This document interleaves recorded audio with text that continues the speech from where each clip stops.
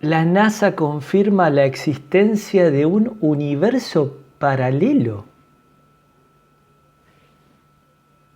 ¿Qué es esto?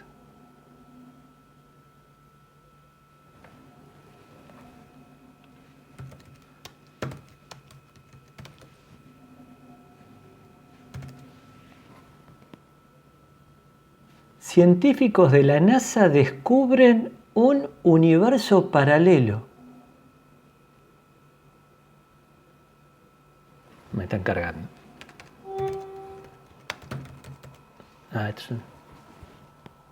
Bueno.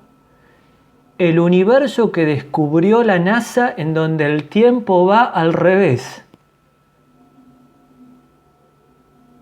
Está bueno para usarlo en Wall Street esto. Oh, me va a llamar Evaristo ahora. No te digo. Oh, no te digo. Hola Eva, ¿cómo andás? Evaristo se llama Marcelo, pero los amigos le dicen Evaristo porque se cree que es muy listo. ¿Qué haces, Eva? ¿Cómo estás?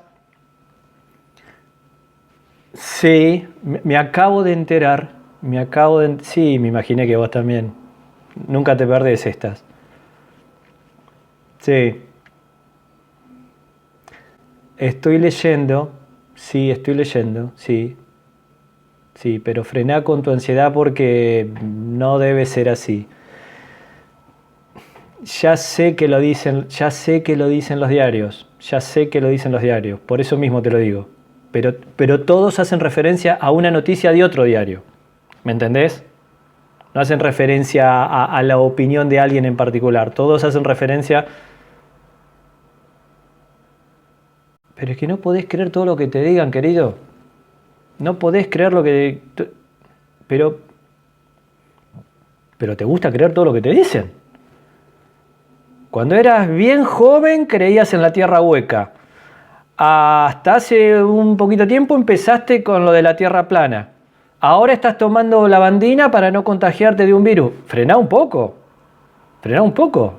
A vos lo que te pasa es que te encantan las conspiraciones. Eso es lo que pasa. Vos déjame a mí, no te preocupes. Yo te voy a dar la info posta, ¿sí? Vamos a hablar con uno de los número uno en Argentina. Voy a hablar con uno de los número uno en Argentina que realmente sabe del tema y nos va a aclarar todo el panorama. Vos haceme caso, no te preocupes. Después te llamo. Quédate tranquilo, no tomes más lavandina, por favor. Chao. Por favor. Vamos a llamar a Gustavo Romero, ¿sí? Gustavo Romero, científico del CONICET, profe de nuestra facultad, la Facultad de Ciencias Astronómicas y Geofísicas de la Universidad de La Plata, uno de los número uno en Argentina, uno de los físicos más importantes que tiene nuestro país. Vamos a llamarlo a él.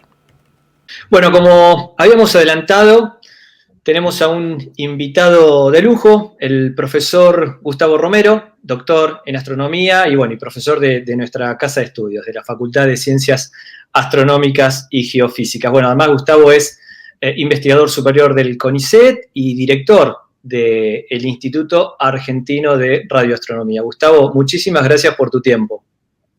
No, ¿qué tal? ¿Cómo estás? Y es un gusto para mí estar aquí.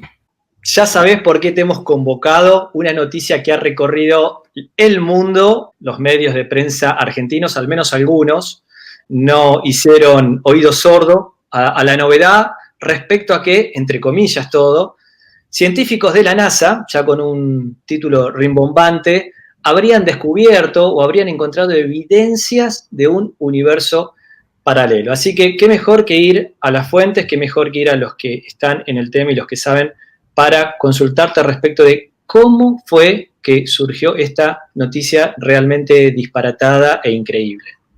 Sí, de hecho es incluso más disparatada porque aparentemente el tiempo iría para atrás en ese universo paralelo, ¿no? Que ya es el broche de oro a la noticia. Yo tomé conocimiento de que estaba circulando esto casi por casualidad, porque me empezaron a consultar algunos contactos que tengo en las redes sociales que no son de Argentina, porque la noticia empezaba a resonar en otros países. Al principio yo simplemente lo deseché con un simple comentario, porque normalmente cuando empieza una noticia con esa frase científicos de la NASA descubren puntos suspensivos y luego hay un disparate, no hace falta demasiada investigación para poder darse cuenta que la noticia es falsa. Pero pasaron 2 días y me seguían llegando correos preguntándome por esto, y el día de ayer, a la mañana temprano, me consultaron del diario La Nación, y entonces, bueno, eso me hizo poner a mirar con más detalle de qué se trataba, en este caso, la noticia, porque parecía persistir en el tiempo. Y al empezar a mirar un poquito cómo se había originado, quedé maravillado de todo el proceso que dio lugar a la generación de esta fake news, como se dice en inglés, noticia falsa, ¿no? Creo que tiene todos los ingredientes que tiene la generación de estas noticias cuando tienen mucha repercusión internacional. Generalmente todo empieza con hechos que son verídicos, en este caso un experimento que realmente existe, un experimento para la detección de un tipo de partículas que se llaman neutrinos de muy alta energía, que opera en la Antártida. Ese experimento se llama ANITA. Ajá. Básicamente es un radiotelescopio que se eleva con un globo estratosférico a una altura de unos 30 kilómetros o más sobre la Antártida y detecta ondas de radio que producen partículas que son generadas por estos neutrinos cuando atraviesan la Tierra. En el año 2018 se publicó un artículo en una revista de física que se llama Physical Review Letters, por un grupo de personas que analizaba datos de este experimento y discutían la detección de un neutrino particular con este aparato. Un neutrino que tenía algunos aspectos, algunas propiedades, para la polarización en este caso, que no podían ser muy bien explicadas en el contexto de los modelos de física teórica que usaban los científicos para interpretar los datos. No cuadraba con lo que se esperaba. No exactamente, pero digamos, son trabajos muy complejos donde se reconstruye los datos originales, la información original de la partícula primaria a través de cosas muy secundarias, cosas producidas por muchas interacciones. Entonces las fuentes de error son muy grandes y generalmente la gente no se asusta cuando hay cosas que al principio no encajan en la interpretación de algunos datos de estos experimentos. De hecho, este instrumento había detectado casi 50 de estos eventos y solo había problemas en la interpretación de 2 de ellos, que era lo que se discutía en este artículo. Si uno lo mira al artículo, es un artículo árido que no llamaría la atención al público general de ninguna manera. Entonces, cuando yo vi el artículo, digo, pero ¿y esto cómo puede ser que haya terminado en universos paralelos? Porque hasta aquí solo hay un detector en la Antártida y unas partículas, ¿no? Y la NASA. Y la NASA, que bueno, después vamos a ver de dónde salió la NASA, ¿no? Entonces, bueno, me puse a investigar un poquito y me doy cuenta que el origen de las primeras confusiones relacionadas con este artículo comienzan a suceder en el año 2018, poco después de que sale, cuando el autor, uno de los autores del artículo, da una entrevista a un medio periodístico de la universidad en la cual él trabaja. Esto nace en 2018. 2018, sí, hace casi 3 años ya. Sí. No. El autor del artículo, uno de los autores, dio una entrevista a un medio periodístico de su propia universidad, que era la Universidad de Hawái. En esa entrevista, digamos que totalmente informal, él hace un comentario, quizás no del todo muy feliz, respecto a los aspectos, digamos, que no quedan del todo explicados en la interpretación del experimento, y sugería la posibilidad de que hubiese lo que los físicos llaman nueva física atrás del experimento. Nueva física generalmente significa alguna partícula actualmente no conocida y no predicha por el modelo estándar de física de partículas. Claro. Por supuesto, esa es una especulación sin mayor sustento que no figura en el trabajo original, sino es un comentario hecho por el autor, quizás un poco a la ligera, probablemente con la intención de llamar la atención sobre su publicación y que la gente vaya y la lea, ¿no es cierto? Es una práctica que no es recomendable, pero es bastante común en el ámbito científico. Ahora, la cosa quedó ahí, esencialmente. El científico comenta al periodista que en particular esa partícula que ellos detectan podría ser, en potencial, que violase lo que se llama simetría CPT, ¿sí? de carga, paridad y tiempo, que es una propiedad de simetría que satisface las partículas del modelo estándar. Entonces, decir que se viola eso es como decir que la partícula es nueva y no pertenece al modelo estándar. Bueno, la cosa queda ahí, pero en el año 2020, una revista inglesa que se llama New Scientist saca un artículo de divulgación sobre el tema general de los universos, los multiversos o multiuniversos en las teorías de la física de partículas, que es un tema extremadamente especulativo, pero detrás del cual hay cierta actividad académica. De hecho, hay muchos modelos de universos, digamos, paralelos no es la palabra, de muchos universos, ¿sí? Desconectados, causalmente desconectados unos de otros. Y algunos de esos modelos invocan precisamente la violación de esa simetría CPT que había mencionado la persona que había hecho la investigación con Anita, claro, el detector de neutrinos.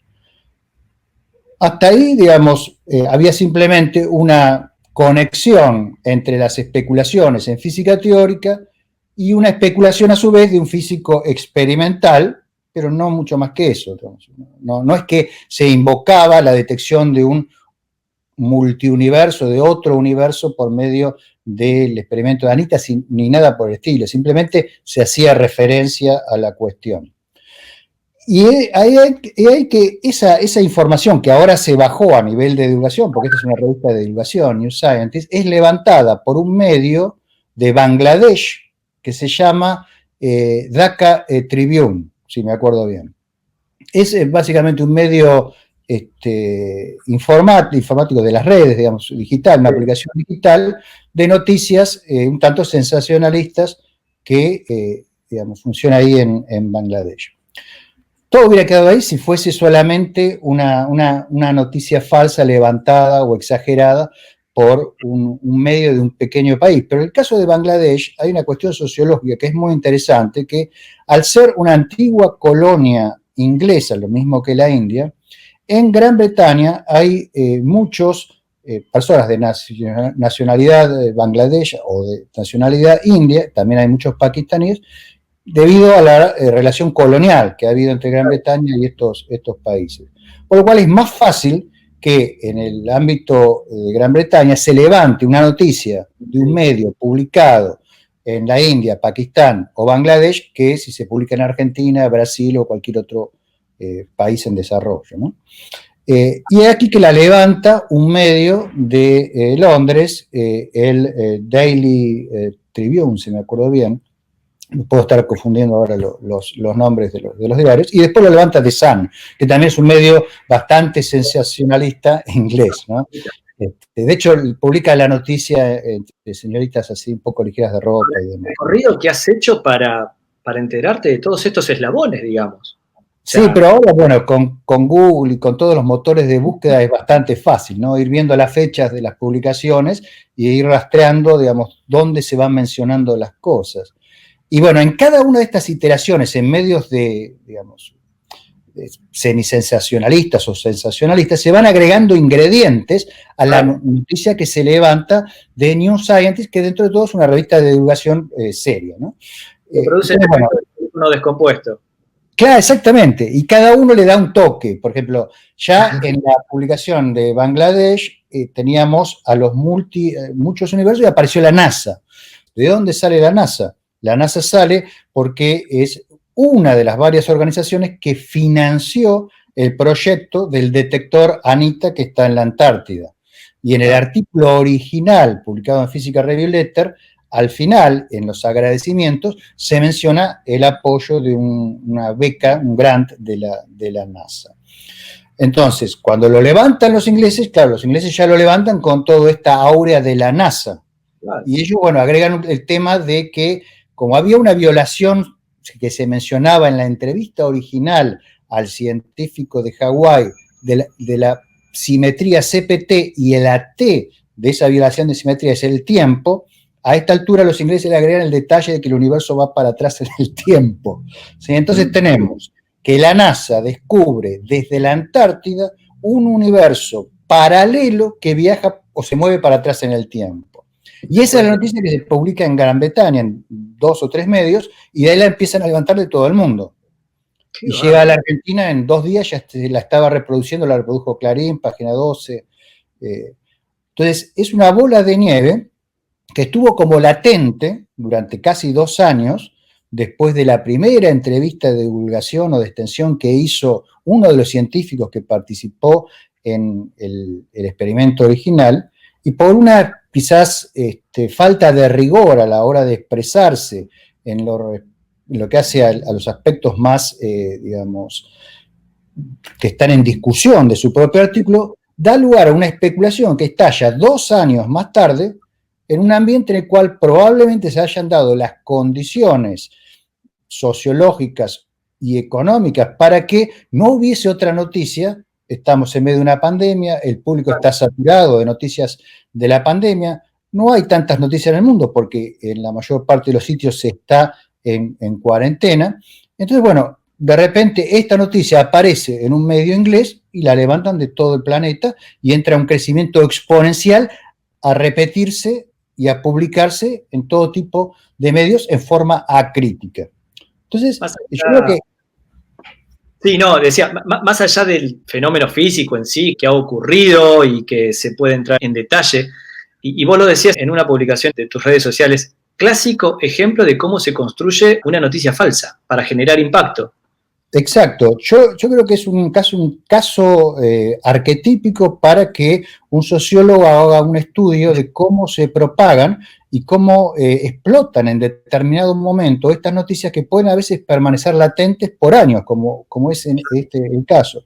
¿Cuáles son los elementos que hacen que la noticia después, en ciertas circunstancias, tenga una profunda repercusión? En este caso, los comentarios descuidados que hizo uno de los científicos que participaron en la investigación original, el hecho de que un medio de divulgación la haya usado en un contexto diferente a la noticia original, relacionado con un tema que suele cautivar a la opinión pública, como es el de los universos múltiples, o las discusiones teóricas y académicas sobre posibles universos múltiples, y de ahí que un medio inescrupuloso lo levante en unas condiciones tales que esa noticia queda visible en un ámbito de alta exposición como es Gran Bretaña. Claro. Entonces, una falta de rigor, a su vez, por parte de los periodistas, a levantar de un medio desconocido una noticia de la cual no hay referencia alguna, entonces se produce una explosión de información falsa debido a las circunstancias en las cuales se publica en Gran Bretaña la noticia, ¿sí? Y de repente la tenés reproducida en cientos de medios en todo el mundo, en forma crítica. Yo creo que hay varias lecciones para sacar de eso, para los periodistas, para el público en general y para los científicos, ¿sí? Para los científicos yo diría que lo más importante es que aprendamos a cuando hablamos en forma no técnica de nuestras publicaciones, no tendamos a exagerar los aspectos especulativos que en el contexto académico normalmente no figuran y a veces para llamar la atención sobre nuestro trabajo no los reportamos en la forma rigurosa que deberíamos hacerlo. Para el gran público creo que la lección es que claramente hay que ser escéptico respecto a noticias que son publicadas en medios de prensa de carácter general, sobre todo si no se dan referencias claras de cuál es el origen de esas noticias y más aún, si son noticias de un carácter extraordinario, como por ejemplo que se descubre un universo paralelo. O sea, es de esperar que si alguna vez se descubriese algo de esa trascendencia, no sea comunicado por diarios que hablen de la NASA en términos genéricos, sino por la propia NASA, ¿no? Que sería la principal... Bueno, iba a decir eso, ¿no? Uno puede incluso entrar en la página web de... Obviamente. Quiero remarcar, bueno, hay muchos puntos para remarcar de lo que describís, ¿no? Pero uno en particular, haciendo lo que puede ser un mea culpa hacia nuestra área, ¿no? El hecho de que ese arquetipo que puede tomar gran parte de la sociedad del científico, que si lo dice un científico, es, entre comillas, palabra santa. Entonces, tiene mucho peso lo que pueda decir un científico del área que sea, ¿no? En este caso la física, la astronomía, la medicina, por ejemplo, hoy más que nunca. Cómo medir las palabras y cómo tener cuidado lo que se expresa.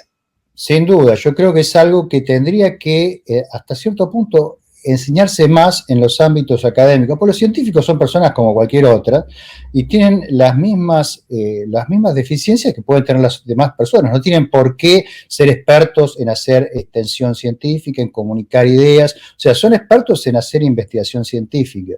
Pero después, cuando salen de esa área, pueden cometer distintos torpezas que cometemos todos en nuestra vida cotidiana. Si a mí me piden a veces que explique cosas que son ajenas a mi ámbito, realice cosas, tareas para las cuales no estoy capacitado o entrenado, puedo cometer errores. Entonces, si soy una persona prudente, voy a tratar de no abusar de mis credenciales como científico, aplicándolas a ámbitos donde no corresponde. Y si tengo que hablar de mi trabajo en términos no científicos, lo voy a hacer con el mayor cuidado y de la manera más conservadora posible, a fin de evitar errores de este tipo. Entonces, creo que tener conciencia de lo fácil que se puede generar un malentendido que llegue a escala planetaria, como puede ser el caso de esta fake news, es importante para no cometer nosotros errores que en el ámbito, digamos, de las ciencias astronómicas a veces pueden ser inocuos o parecer inocuos, pero por ahí si ocurre en el ámbito de las ciencias médicas pueden ser realmente perjudiciales, ¿no? Exactamente. Exactamente. Hay tanto para hablar sobre eso, pero bueno. Vos nombrabas hace unos minutos que esto se genera, ¿sí? O sea, como hecho científico, como trabajo científico, a partir de una investigación con un radiotelescopio en la Antártida, que capta la radiación que producen ciertos neutrinos, ¿sí? Al atravesar la corteza de hielo antártica. Y que uno de los eventos, uno de los fenómenos observados, no cuadraba con lo que los modelos actuales predicen. ¿Qué serían los neutrinos y por qué la importancia, digamos, de estudiarlos? Los neutrinos son partículas elementales. De acuerdo al modelo estándar de las partículas elementales, hay 12 partículas elementales, 6 de ellas son lo que se llama hadrones, los quarks, y otras 6 son leptones. ¿Sí? Los hadrones se pueden combinar entre ellos y forman el núcleo de los átomos.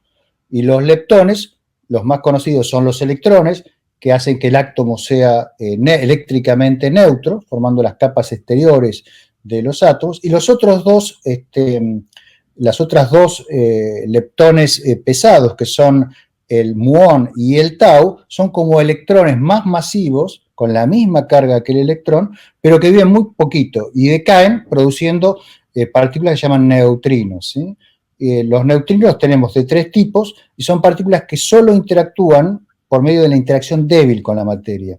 Eso hace que sean partículas muy difíciles de detectar porque son muy penetrantes, o sea, prácticamente no ven a la materia excepto cuando interaccionan con ella por medio de esa fuerza débil que es muy, muy tenue, ¿sí? Entonces, los neutrinos son partículas difíciles de detectar, pero por eso mismo interesantes para ser detectadas, porque escapan de las fuentes que los producen prácticamente sin ser alterados por procesos que ocurran en la fuente o procesos que ocurran en el espacio que nos separa a nosotros de las fuentes. Entonces traen la información original del ámbito en el cual se produjeron. Ahora, para detectarlos en general, lo que se hace es detectarlos indirectamente, porque atraviesan los detectores por lo general. Entonces, los detectores que se están actualmente construyendo no detectan directamente al neutrino, sino a partículas que son creadas por los neutrinos al interactuar con grandes cantidades de materia. Claro. ¿Qué materia? La Tierra, básicamente. Entonces estos telescopios, en vez de mirar hacia el espacio, miran hacia la Tierra. Los neutrinos vienen del otro lado del planeta, atraviesan el planeta y en algún momento pueden llegar a interactuar con algún núcleo con algún átomo del núcleo del planeta Tierra. Ahí producen una partícula, que es un tau o un muón, ¿sí? Que si se propaga por el hielo, puede producir luz Cherenkov, que detectan ciertos instrumentos como IceCube, o en el campo geomagnético de la Tierra pueden producir emisión de radio, y es esa emisión de radio la que detecta este radiotelescopio sostenido con un globo arriba de la Antártida que se llama ANITA. Entonces, ANITA es un instrumento radioastronómico que mide ondas de radio que producen partículas cargadas fruto de la interacción de neutrinos que vienen del espacio y se convierten en estas partículas al chocar con un núcleo de materia terrestre, ¿sí? Y Ice Cube es otro instrumento que está trabajando también en la Antártida. Sí, IQ es un instrumento que está enterrado en el hielo, tiene 1 kilómetro de lado, consiste en tubos fotomultiplicadores que detectan luz que se produce por las partículas, en particular muones, cuando se mueven más rápido que la luz localmente en el hielo. Entonces se produce una especie de flash que se mueve desde abajo hacia arriba, y eso permite identificar, a medida que se van encendiendo distintos tubos fotomultiplicadores, la trayectoria del muón, y de la trayectoria del muón después se puede inferir la trayectoria del neutrino original. Ahora, IceCube lo que detecta son neutrinos de menos energía, energías hasta 100 teraelectronvolts. En cambio, este instrumento radioastronómico, ANITA, lo que detecta son los más energéticos de todos, hasta un eV, ¿sí? O sea, eso es 10 a la 18 electronvolts, ¿sí? O sea, 1.000.000 de veces más que la energía de los neutrinos de IceCube. Muy energético. Por eso es que está a una gran altura, ¿no? Para poder captar la radiación electromagnética producida sobre grandes regiones de la Tierra. Y después la otra pregunta es: ¿por qué lo ponen en el polo eso, ¿no? ¿Por qué en un lugar tan inhóspito como ser el Polo Sur? Y la razón es por las condiciones meteorológicas. Las ondas de radio que generan estas partículas son de longitud de onda relativamente muy baja, y requiere su detección que no haya interferencias de ninguna clase, y eso en el Polo Sur está prácticamente garantizado, y que además la atmósfera sea muy seca, ¿sí? Y bueno, eso de nuevo en el Polo Sur se cumple. Claro, estudiar los neutrinos de alguna manera e intentar tener una comprensión de ellos es llegar a comprender la materia en sí misma. Por un lado, exactamente, por un lado nos ayuda a comprender la materia. De hecho, algunas aplicaciones de estas tecnologías de detección son también para tomografía de la Tierra, ¿no? O sea, no solo podemos estudiar el espacio a través de los neutrinos y la información que nos traen de la fuente, sino a través de, digamos, dónde son absorbidos los neutrinos en la Tierra, podemos hacer tomografía o reconstruir imágenes del interior terrestre con una resolución que si no sería imposible. Entonces hay muchos aspectos interesantes de la naturaleza que podemos comprender mejor estudiando a los neutrinos. Desde las fuentes más energéticas y violentas de partículas que hay en el universo, como son los cuásares, digamos, donde se generan estas partículas que llegan a la Tierra, hasta la propia Tierra. Excelente. Gustavo, muchísimas gracias por echar luz a todo este barullo, a toda esta situación. Un placer escucharte, realmente. No, es un gusto. Gracias, Diego. Hasta la próxima. Chao. Bueno, genial lo que nos ha contado Gustavo Romero, realmente increíble. Ahora tengo que llamar a mi primo, Evaristo, para cumplir mi promesa. Pero bueno, antes, si te gustó el video, dale like o me gusta, déjanos tus comentarios en la caja de comentarios, para nosotros eso es muy importante. Suscríbete al canal y cliquea en donde está la campanita, porque eso hace que cuando carguemos un video vos recibas el aviso que hemos cargado nuevo material. Gracias por acompañarnos una vez más y muchísimas gracias a Gustavo Romero, profesor de nuestra facultad, por aclarar de manera magistral lo que ha pasado acá, que realmente es increíble. Chao, hasta la próxima.